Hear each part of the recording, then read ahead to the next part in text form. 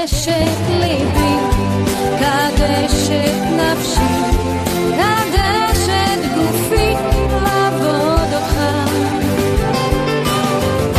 אדוני, קדש את ליבי, קדש את נפשי, קדש את גופי לעבוד אותך.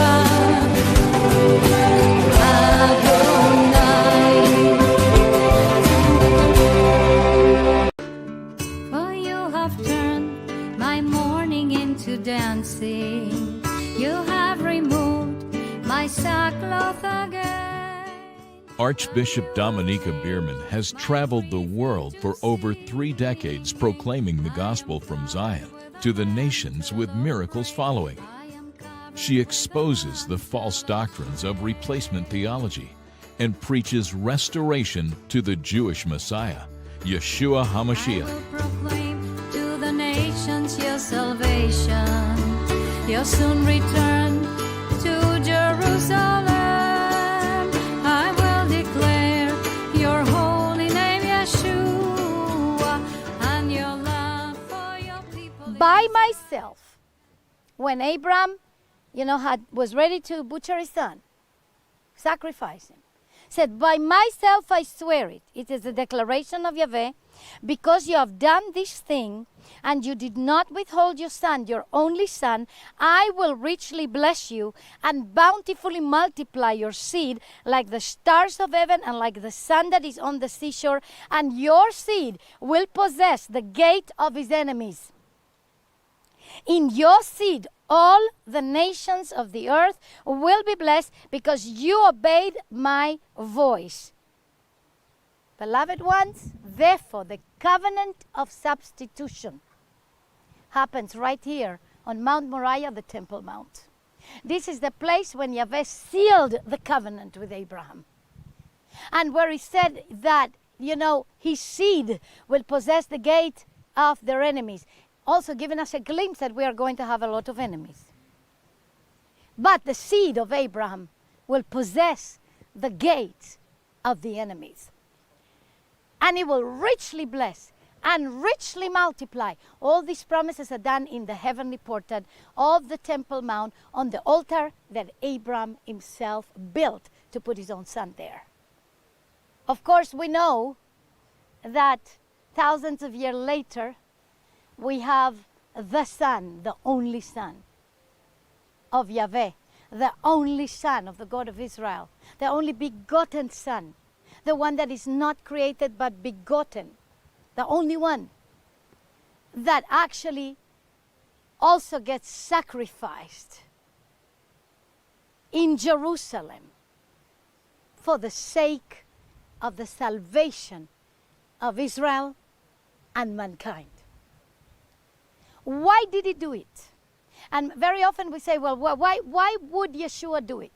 Why would the Father send his only begotten Son to die for these human beings that keep on sinning, keep on perverting themselves, and even keep on having interactions with fallen angels? Why would he do it? Would you do it for people so wicked?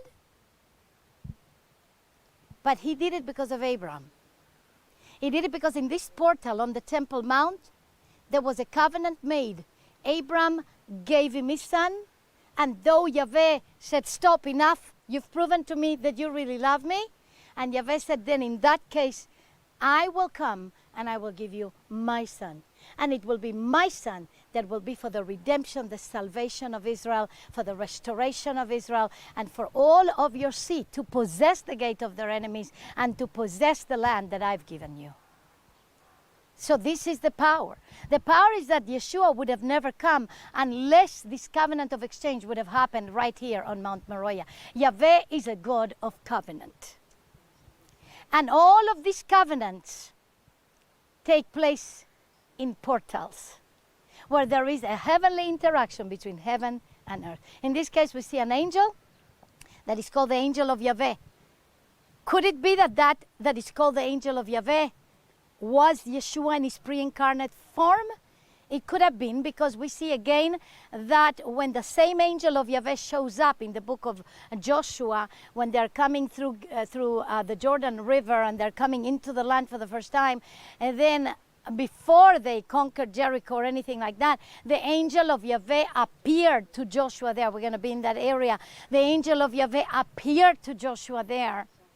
And he said, take off your shoes, because the land where you are standing is holy ground. Declaring the land of Israel holy ground from the beginning.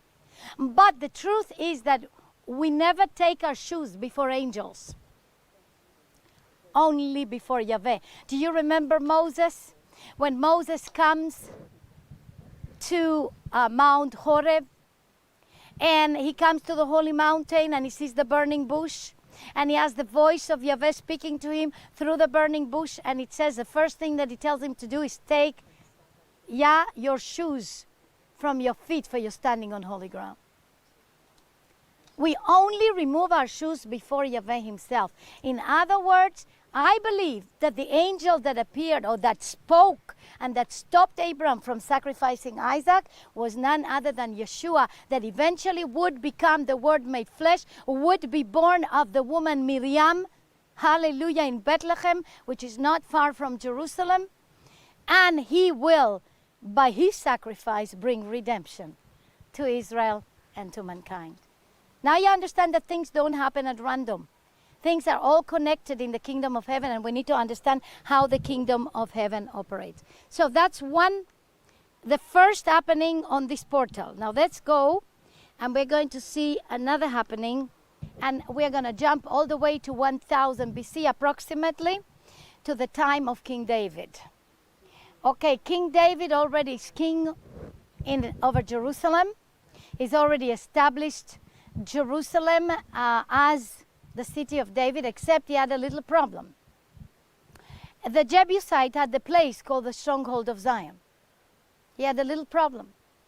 So this place that is called the Temple Mount today, where the 2 temples were built and the 3rd temple will be rebuilt, and Yeshua will rule and reign the nations for 1,000 years with a rod of iron, this place was in the hands of a Jebusite. His name was Ornan, or Aravna. Ornan the Jebusite was the owner of the place.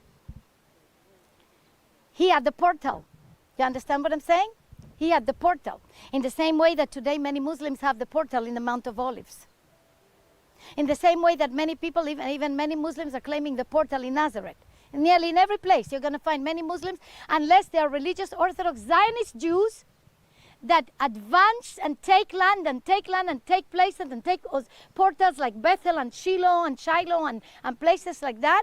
They all are taken, because the enemy always wants to take the portals, because that's a place of power. You understand? That's a place where the heavenly interaction happens. That's the place where if you are worshiping any other god, you get the power from that god. Because that's a place where the fallen angels can come down, because it's like you would call, let's say when you enter Jerusalem and you entered into the city, there is a gate to the city. You enter through the gates. But if you have there some enemies that are holding the gate tight and shut, so you cannot get in, but his people can get in, you have a problem. The Temple Mount is in this situation right now. Even though on paper it belongs to Israel, we got it back during the 6-day war, miraculously. And the Israeli flag was flying over the Dome of the Rock. Our then very secular defense minister, Moshe Dayan, very secular, very fearful that there will be a Muslim retaliation, gave it to the WAC, the Muslim authorities. And since then, the Muslim authorities have been in an autonomy over there, not a sovereignty, but an autonomy. We have the sovereignty. Israel has the sovereignty over the Temple Mount, not the WAC, not the Muslim authorities, but de facto they do. Because de facto the other ones worshiping there freely, while the Jews are not allowed to go up to worship freely. In fact, if we would try to go up with shofars, we would not be allowed up. If we go up and we begin to pray there out loud, or if they detect that our lips are moving in any kind of prayer, or even if we have Bibles, we would not be permitted out. We would be ousted from the Temple Mount by the Muslim police. So what happens is that the portal of the Temple Mount has been taken. It's just like at the time of the Jebusites that were holding that stronghold, and they did not let David take it. Do you remember that? And so now comes 1 Chronicles 21. And you remember that David decided to do a census. Joab, the army commander, the chief of staff, was against it. He didn't want him to do the census because it wasn't a divinely appointed census. It wasn't that Yahweh said, count them. In the book of Numbers, we can see when Yahweh says, count the people. But here, David wanted to count them. It was kind of like, let's see how many people I have. You know, it reminds me sometimes when pastors and leaders, they count the people that they have in their churches and keep on counting them, kind of see if my church is a mega church or not. That was pride. And because of that pride, then they were plagued. Let's take a look at it, 1 Chronicles 21. Then Satan stood up against Israel and incited David to count Israel. This was a satanic issue. So David told Joab and the leaders of the people, go, count Israel from Beersheba to Dan, then bring me a report so I may know their number. But Joab said, may Yahweh multiply his people 100 times over. But my master the king, are they not all my master's servants? Why does my master require this thing? Why should it be a cause of guilt to Israel? Nevertheless, the king's word prevailed against Joab. So Joab departed and went throughout all Israel and finally came back to Jerusalem. And Joab gave the number of the census of the people to David. In all Israel there were 1,100,000 sword-wielding men. Judah had 470,000 sword-wielding men, but he did not include Levi and Benjamin in the numbering, for the king's word was detestable to Joab. So on purpose, he diminished the quantity of people that he told David that he had. But God was displeased with this thing, and he struck Israel. Then David said to God, I have sinned greatly by doing this. But now I entreat you, take away the guilt of your servant, for I have behaved very foolishly. I wonder how many are behaving very foolishly today by constantly counting how many people they have. How many people you have or you don't have. If it's not divinely appointed for you to count the people that you have, don't count them. I really do not know how many disciples I have. Don't have a clue. I think I have thousands upon thousands, but I don't know. And I'm not counting all my disciples. They are in many different nations. And they have many people. I know that even in this group, for example, that is a small group compared to all of our other groups. It's a small group. And yet in the small group we have 5 nations. And we have 5 delegates of different nations, national delegates. And they have people under them and people that they're ministering to. They're also disciples, under us. I don't know how many they do. I don't know. It doesn't really matter, does it? What matters is that he said, be fruitful and multiply. Amen. And fill the earth and subdue it. And so then Yahweh spoke to God, David's seer, saying, go and speak to David, saying, thus says Yahweh, I offer you 3 things. Choose one of them, and I will bring it upon you. So God went to David and said to him, thus says Yahweh, select for yourself either 3 years of famine, or 3 months being swept away before your enemies. Wow, what a choice. 3 years being swept away before your enemies, adversaries, and the sword of your enemies overtaking you, or 3 days of the sword of Yahweh, pestilence in the land, or plague in the land, and the angel of Yahweh ravaging throughout all the territories of Israel. Now consider what I should reply to the one who sent me. That's God the prophet telling David. David said to God, I am in great anguish. Let me fall into the hand of Adonai, for his compassion is very great, but do not let me fall into the hand of man. So Yahweh sent a plague upon Israel, and 70,000 men of Israel were killed by the plague. 70,000 in 3 days. And God sent an angel to Jerusalem to destroy it. And that also will break through all of our theologies. God will never use his angels to destroy. Yes, he will. In fact, he sent angels to Sodom and Gomorrah to destroy. So we cannot say that Elohim's angels, I'm talking about not the fallen angels, I'm talking about the obedient heavenly host. The obedient angels of Yahweh, they often are sent on missions of destruction. In other words, when Yahweh pours out his judgment, it is his own angels. When you read my book, Stormy Weather, you're going to see that there are angels in the storms. Now, there are sometimes storms that are provoked by Satan. For example, when Yeshua was crossing the Sea of Galilee on one of the boats, and he was preaching and teaching the disciples, a great wind arose and threatened to sink the boat where he was. Who would want him dead right there before he fulfills his mission? Of course, Satan, right? And so he rebuked the winds. Wind in Hebrew is ruach. Spirit in Hebrew is ruach. So there's a direct connection between winds and spirits, okay? Winds and ruach. That's right. And so there were evil entities on those winds. When he sent the angels to Sodom and Gomorrah, it was his angels that were sent there to destroy. And here in Jerusalem, it was his angels that came to destroy, to kill 70,000 of the Israelites because of the sin of David. That is a lot of guilt for one king. And so, and God sent an angel to Jerusalem to destroy it. Now, he was going to destroy the entire city. Not only the people, but now also the city. But while he was doing so, Yahweh saw and was grieved over the calamity. He said to the destroying angel, "Enough! Now withdraw your hand." And the angel of Yahweh was then standing by the threshing floor of Ornan the Jebusite. David lifted up his eyes and saw the angel of Yahweh standing between the earth and the heaven with a drawn sword, in his hand stretched out over Jerusalem. And then David and the elders, clothed in sackcloth, fell on their faces. What does sackcloth mean? A sign of mourning and repentance. Clothed in sackcloth, they fell on their faces. And what did they do? We're going to see what they did. They repented. They fell on their faces. And we see here that David went up by the word of God. In other words, God the prophet told him what to do, which he spoke in the name of Yahweh, while Ornan was threshing wheat. What was he threshing? What we talk about Shavuot is what? The wheat harvest, the time of giving the first fruits of wheat. Could it be that this happened in Shavuot? Yes, it could be. Because he was threshing wheat. He turned and saw the angel. Ornan, the Jebusite, turns and sees this angel hanging between heaven and earth. Can you imagine the view for a moment? Please use your imagination. Imagine an angel of Yahweh with a drawn sword. And so he saw the angel.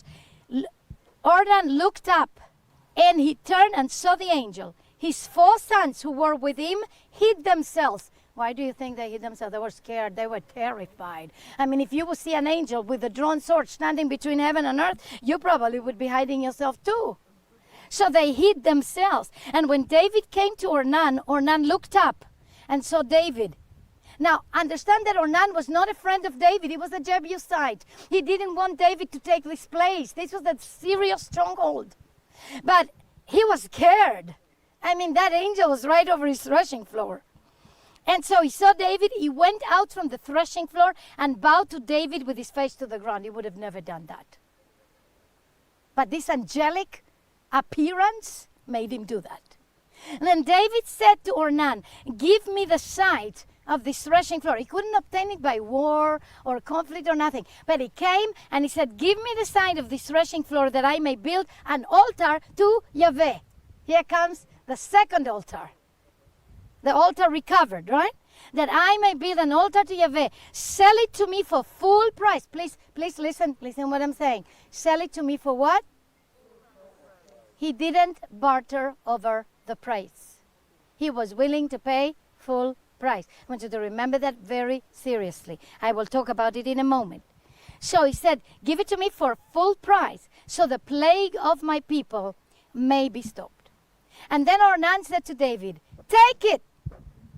Huh? The one that was opposing David from taking the place tells him to take it, take it. Let my lord the king do whatever seems good in his eyes. Look, not only take it, but I will give you the oxen for the burnt offerings. For the threshing sledges, I will give it to you. For wood and the wheat for the grain offering, I will give all this to you. King David said to Ornan, "Nope.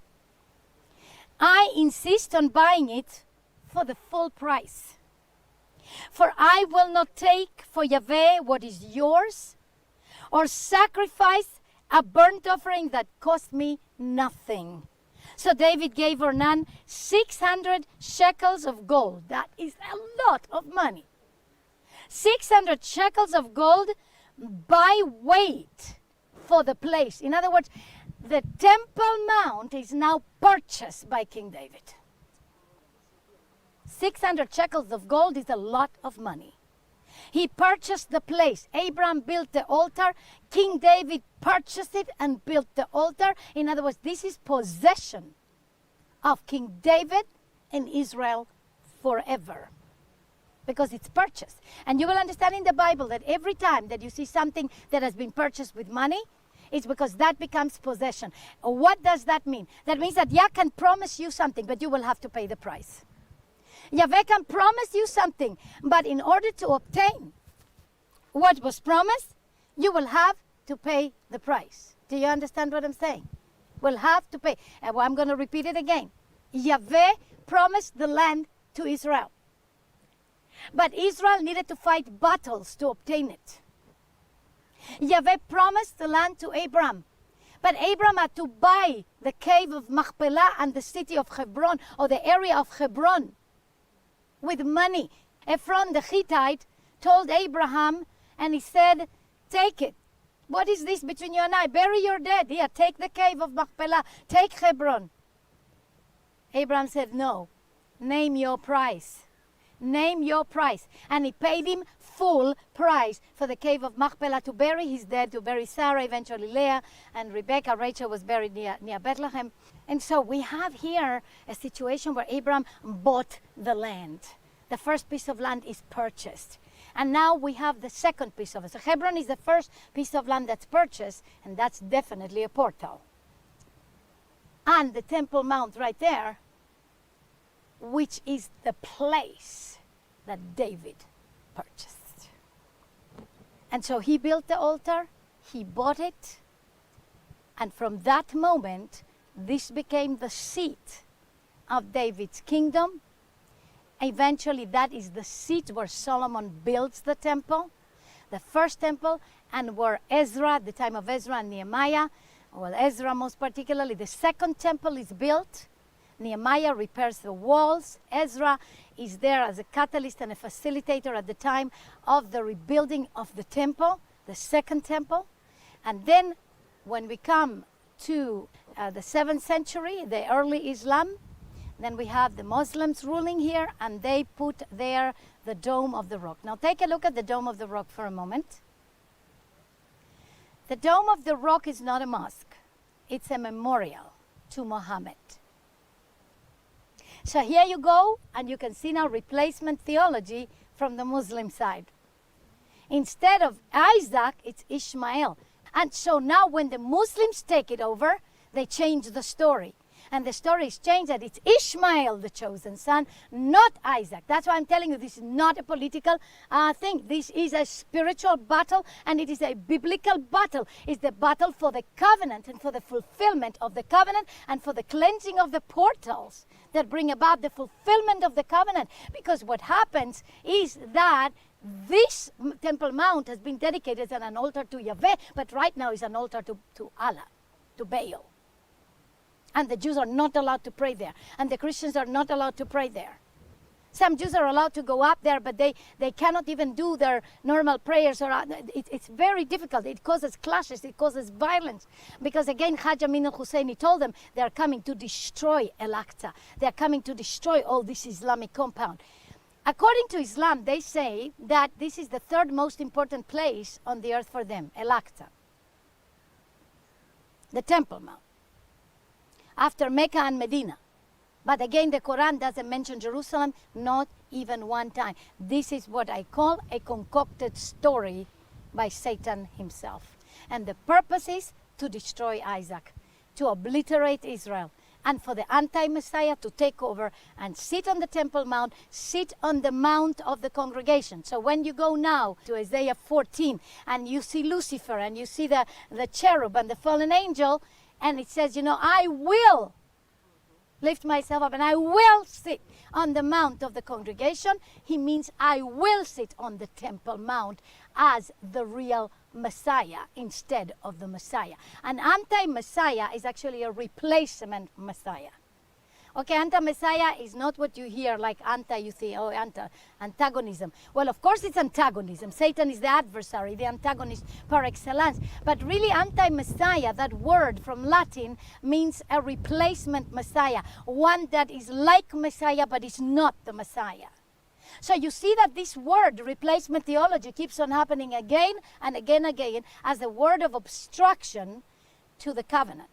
A word of obstruction for the prophetic restoration of Israel. A word of obstruction for Yeshua to rule and reign from here for 1,000 years during his millennial reign, and eventually for the New Jerusalem to come down on the same place where the old Jerusalem is. All of these things are in the mix, but the anti-Messiah has the plan to sit there on the Temple Mount. I'm not going to get to tell you who the anti-Messiah is.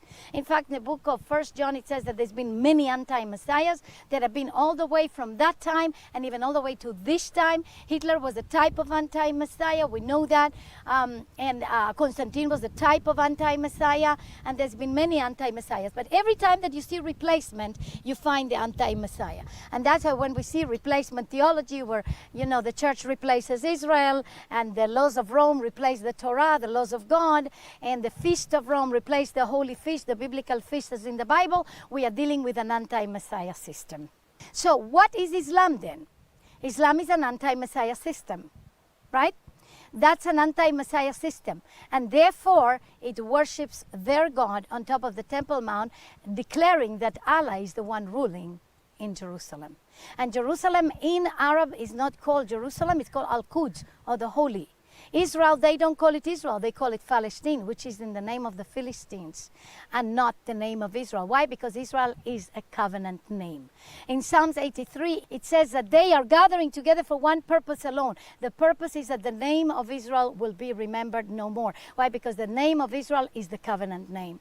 Names do matter, by the way. So that's the reason why I say, you know, it's so important you understand the names that Yahweh gives. Yahweh gave the name of his son as Yeshua, which means salvation, healing, and deliverance, and all of the redemption plan that he has. And he did not name him Jesus Christ. The men gave him that name, but God, Elohim, gave him the name of Yeshua. And it's so important to restore the name because Satan always tries to remove the covenant names.